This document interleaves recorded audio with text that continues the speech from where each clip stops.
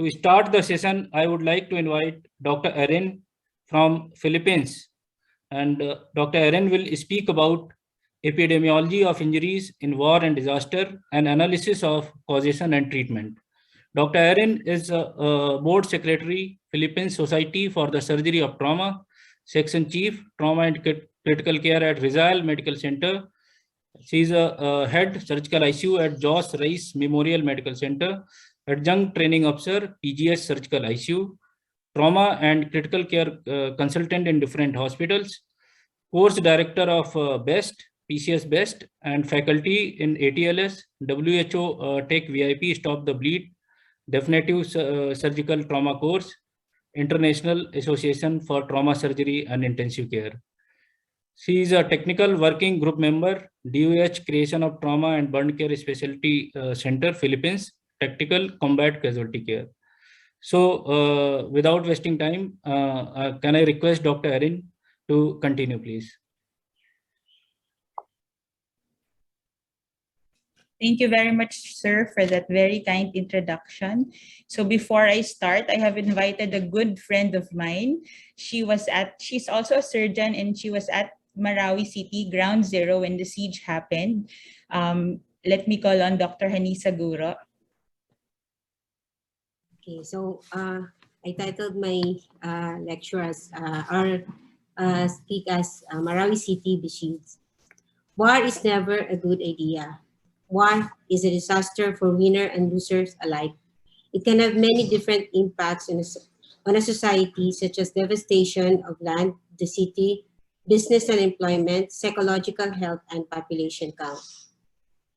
One of the many principles underlying the international humanitarian law or war is that medical personnel have rights and obligations in times of armed conflict.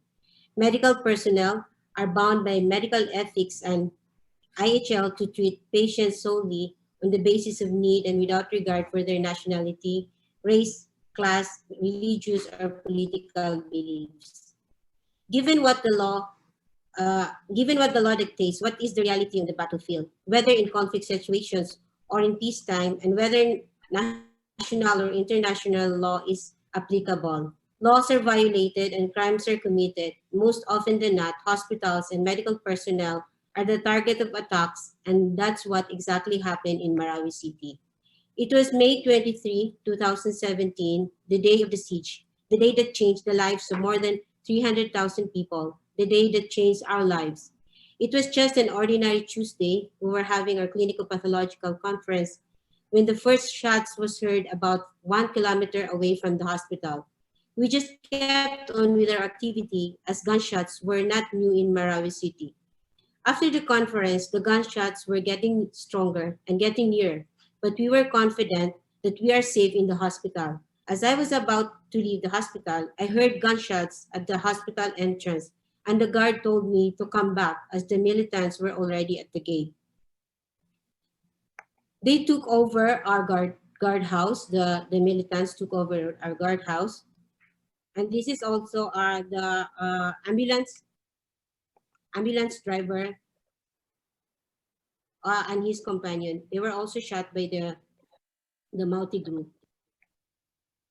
In this video, they also took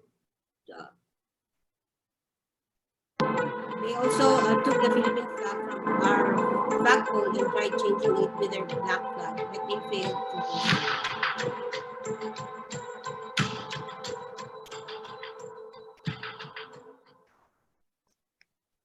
So panic ensued among patients and hospital staffs, and because they were targeting the non-Muslims, the chief of hospital ordered that all non-Muslim staffs go in hiding at the doctor's dormitory. After almost an hour, the ER nurse called that the police inspector was brought to the emergency room. He was hypotensive and still there's ongoing bleeding. The surgeon on call at that time was non-Catholic, and since he is Catholic, I volunteered to attend to the patient. We brought him to the operating room. Patient was hypotensive, tachycardic, with gunshot wounds, with points of entry at the 5th ICS, mid-clavicular line left, and point of exit at the back. And also gunshot wound at the lateral side, proximal third of the left thigh. There was also an ongoing cesarean section at the other room at that time. So while we were doing the surgery, the militants brought their injured comrade who also needs surgery. I was a bit scared at that time because they were just outside the operating room and they can just barge in if they want. If they want. When we were almost done with the surgery, I asked the nurse about the condition of the other patient outside, and he said the patient already expired. Then we heard another gunshots. Seen here is the multi-group member who expired as they wheeled him out of the hospital complex. As for our patient, he eventually expired at the post-anesthesia room, care, uh, 2 hours after surgery. Then the chief of hospital asked assistance from the military and the LGU, but at that time, nobody came. On the following day, on the May 24, this video showed the group of the militant groups entered our emergency room to pray before they fled the hospital.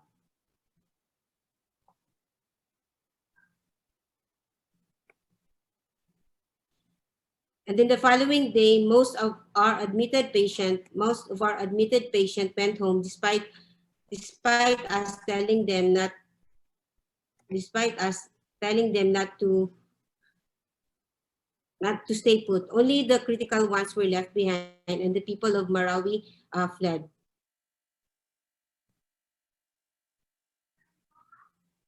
These videos were taken from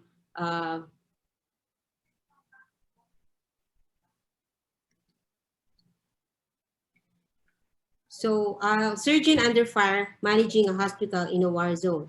So managing a hospital is always a challenge, even more so where resources are limited. The responsibilities of the surgeon go far beyond the operating room. Our hospital is practically in the middle of a war zone. This is an aerial view of the battle zone. So as you can see, the yellow arrow in point, that's our hospital, Amaypakpak Medical Center. And the surrounding area is the artillery, where the artillery and trucks of the army was located. So how do you manage a hospital in a war zone? According to the war surgery book by the ICRC, the following qualities are needed by personnel working in a hospital or any field surgeon. So the qualities, the surgeon must have professionalism, sound adjustment, and common sense, and also adaptability. Medical staff must be prepared physically and mentally for frustrations, fatigue, and being a witness to the results of man's inhumanity to man. The ICRC has also developed an organogram for planning of a hospital working with limited resources in a situation of armed conflict. The team are composed of hospital project manager. He does the general coordination of the hospital services and contacts with outside authorities. The head nurse does the overall patient management, nursing and paraclinical management. The administration does the finances, supplies, and budget, and the senior surgeon is responsible for the clinical care.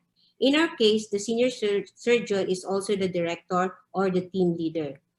So on the fourth day of the siege, we organized a team of 3 general surgeons, 2 orthopedic surgeons, and 2 anesthesiologists, and with proper coordination by our chief of hospital and with the military, we went back to Maypakpak Medical Center.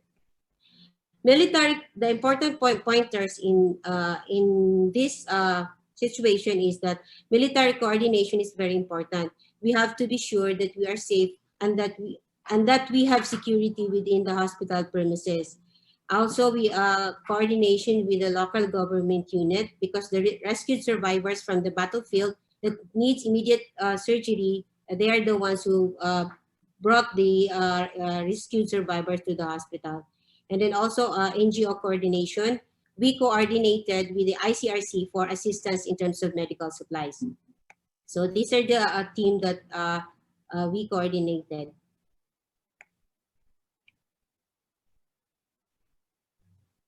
So, and then the battle continued. What we thought was just a 3-day battle went up to 5 months. So as you can see, this is also a video taken from news.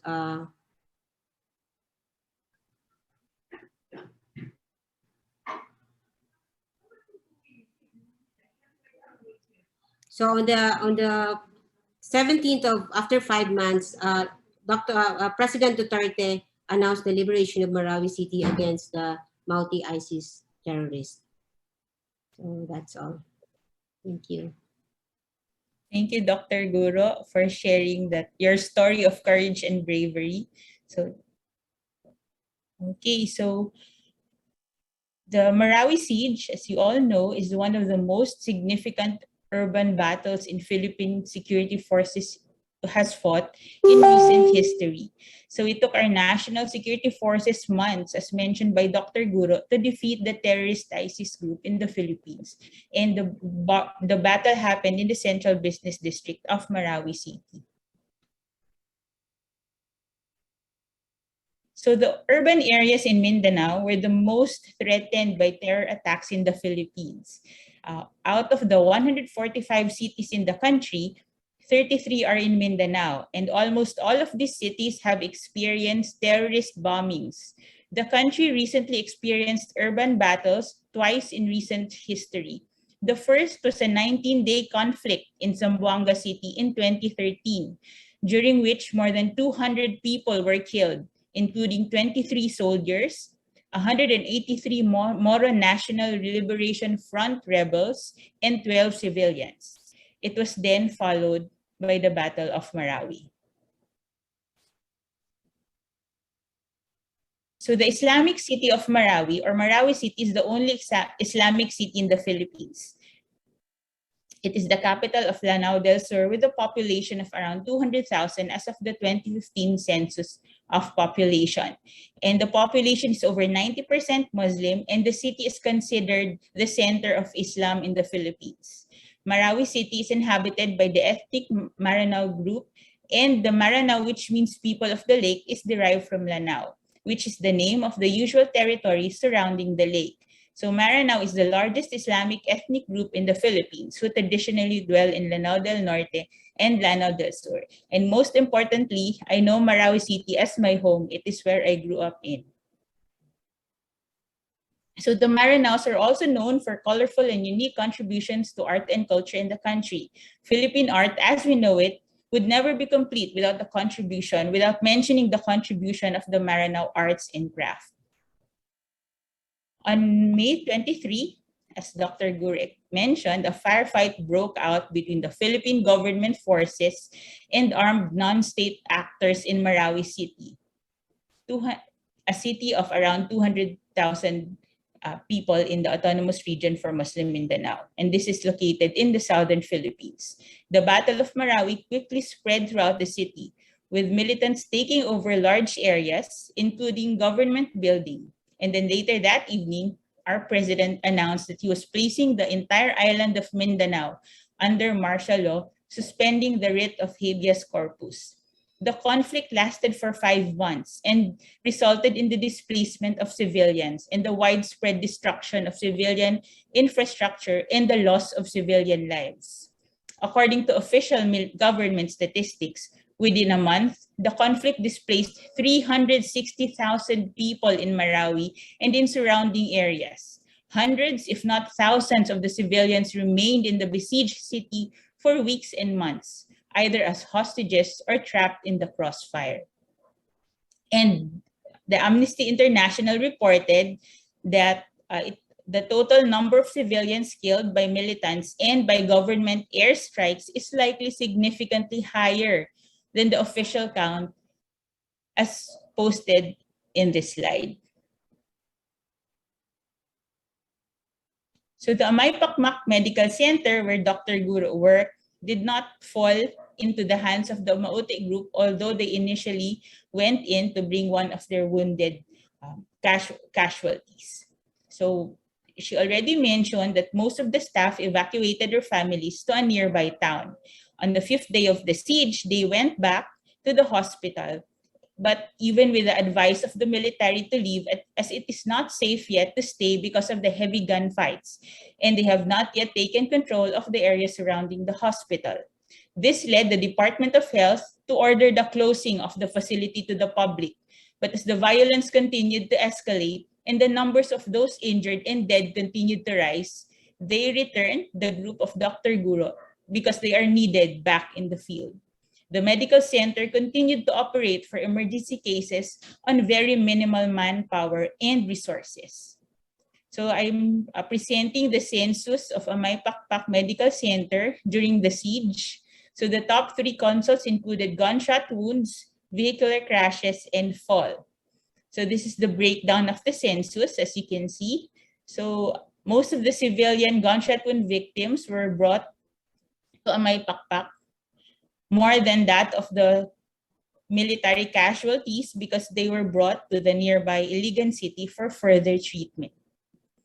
So as in the census, only half of the casualties were from the military because, as mentioned earlier, they were brought to another facility for further medical treatment.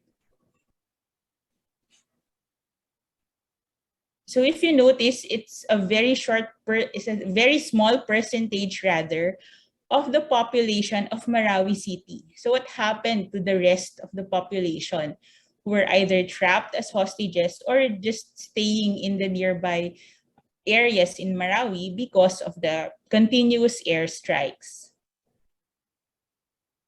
So at that time, I was a fresh graduate of the Trauma and Critical Care Fellowship Program. Most of my mentors are here in this meeting. And I initially went back to Mindanao for admittedly selfish reasons. So I wanted to go back because I wanted to have my family safe and far from all the heavy artillery and gunfight. And then after I ensured their safety, I said to myself, there has to be something done because only less than 1% of those injured were brought to Amay Pakpak for treatment. So there must be a way to reach out to the internally displaced persons of Marawi City. So I mentioned earlier that around 360,000 internally displaced persons are reported by government statistics. So I did my research on the needs of most of the IDPs in Marawi and then started donation drives, initially with childhood friends. And then a lot of my mentors helped.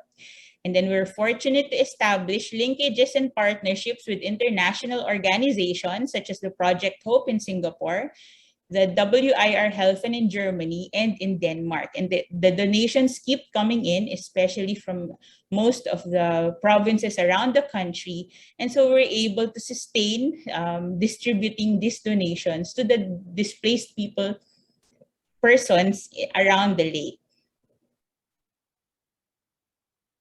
So initially we started with volunteers to help pack the resources that needed distribution, the needs of those who are displaced because of the war. And at one point, I had to ask help from school children after their school hours to help pack the goods that we are to deliver around to the areas around the lake. And at one point, I also borrowed trucks from local government units around the town so that we can deliver the goods efficiently. So we partnered with several groups simultaneously to bring in the donations to the IDP situated around the lake and to several evacuation centers.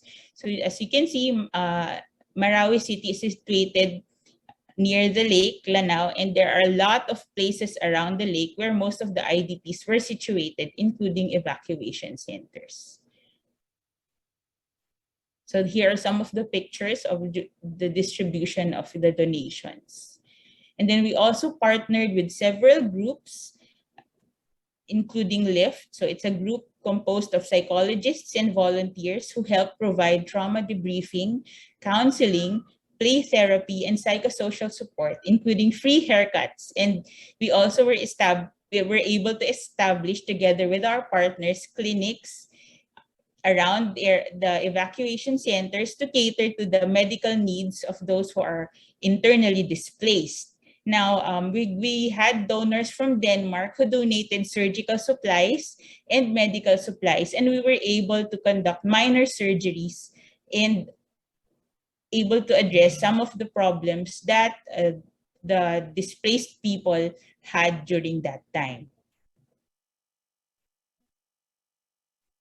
Also, with the help of the other NGOs in that area, we conducted several medical missions, started several livelihood programs, and ensured that the displaced persons had clean water in the resettlement areas with the support of military. As mentioned by Dr. Go, it's very important that we partner with the military to ensure our safety during the crisis.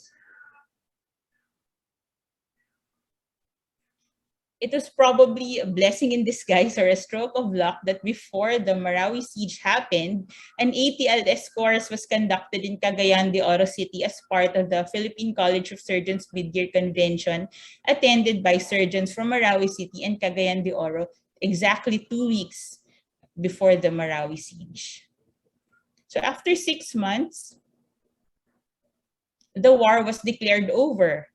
And then came the grueling recovery, rebuilding, and rehabilitation that continues to this day. So we ask ourselves, what's next? How can we help? So together with the Philippine Society for the Surgery of Trauma, in partnership with the International Committee of the Red Cross, several trauma trainings were done in strategic cities in Marawi starting in September of 2017. So you can see in the picture is Dr. Jose Antonio Amigo. He's the health coordinator of the International Committee of the Red Cross here in the Philippines. So the training went on.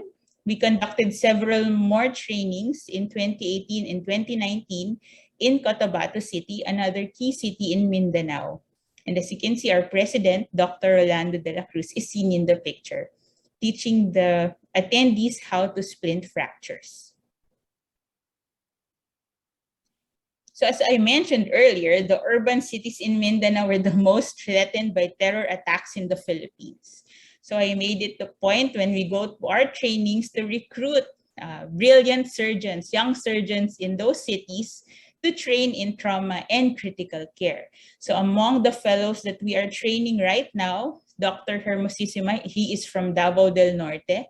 Dr. Maunting, she is from the Ground Zero, Marawi City.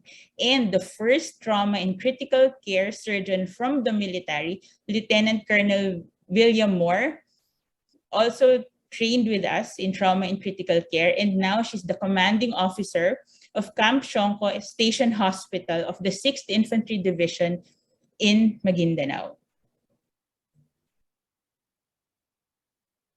So aside from strengthening our civilian medical staff in the key cities in Mindanao so that there will be continuous trainings and we will be further equipped to handle casualties in the future, although we don't want anything like this to happen again, but preparation is key. So aside from getting trainees from the civilian side, we also started, or the group also started to develop trainings in the military side. So with the Philippine Society for the Surgery of Trauma, in collaboration with the Philippine Army and the Philippine National Police, together with the U.S. First Special Forces in the hopes of better equipping also our troops to handle trauma casualties in the field, started the Philippine Tactical Combat Casualty Care Course.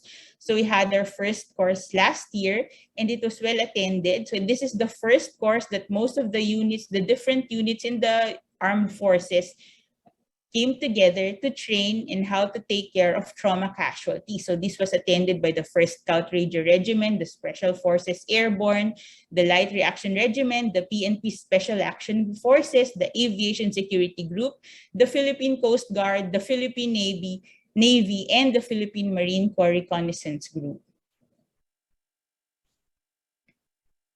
And our efforts were the efforts of the group who collaborated was noticed by the president. So we were invited to Malacanang to present the manual that the technical working group has created for the Philippine Tactical Combat Casualty Care for all our uniformed services.